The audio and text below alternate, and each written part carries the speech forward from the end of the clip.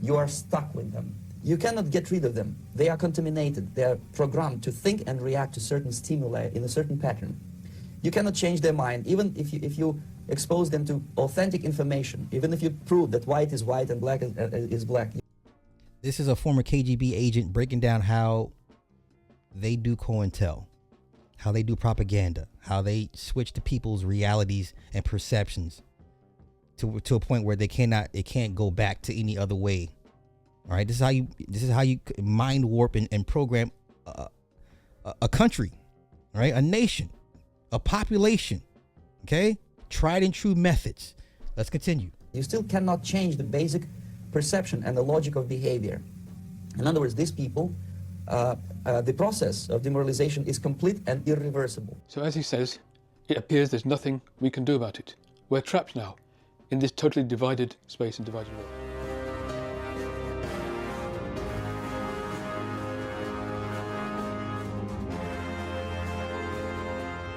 This is the breakdown he gives. This is what I was looking for. Human bomb. I talked about how what happens is that presented to you is a toxin, but it's disguised as a cure.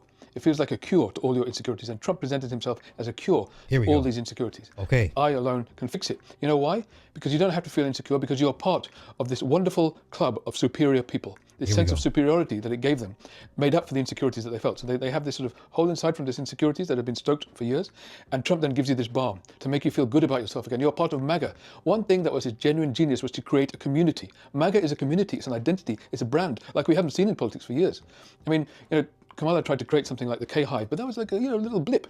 There wasn't that much depth to it. It didn't really take off in that way, but Trump created MAGA, and it was an enormous community of people, and they were able to feel better about themselves. They were able to use that identity to look down on others. They were able to use that identity to actually cover the insecurities that they were feeling, that Trump was giving them this to heal. But it wasn't healing them, of course, because it was actually extending those insecurities in the end. And in the end, it will harm them and all the people around them, which is what we're seeing right now. So it's a toxin disguised as a cure, which is exactly what Trump was. And that's what Trump's genius was, to bottle those insecurities and put them together into a potion that make people feel great. You're not making America great again, but you're making people feel great again because they're part of this exclusive superior club. And they created an out-group, which was the whole rest of society, and they allowed their fans to look down on them. That was Trump's genius, creating this elixir. That was the answer, superficially at least, to people's deep insecurities, the insecurities that came about from those economic turmoil and the turmoil of identity and cultural conflict that has been stoked for years and years. Now, where is he wrong at? That's it. Where is he wrong at? He's on point. He's on point. He's on point. Point to where he's wrong at. Show me where he's wrong at. He's on point. He is on point. Spot on. Spot on.